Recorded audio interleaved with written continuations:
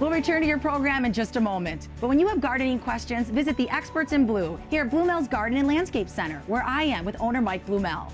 Now, Mike, what constitutes a sun-loving plant or a shade-loving plant? We'll generally look at like 6 hours a day. More than 6 is sunny, less than 6 is more of a shady plant. But for our viewers that are designing their garden right now, how do they know what kind of sun their garden location will require? Well, usually the south and the west side of the house is more of the sunny locations. The north and the east side is more of the shady locations. What would you recommend for a plant like this?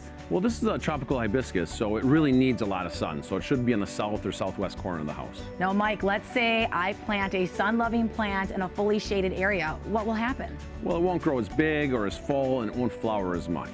And if people have questions, where can they get this information? Well, they should be looking at the tags on the plant. They really tell you a lot about the growth habit and how much sun it needs. And for more green thumb tips like that, visit Bluemel's Garden Landscape Center.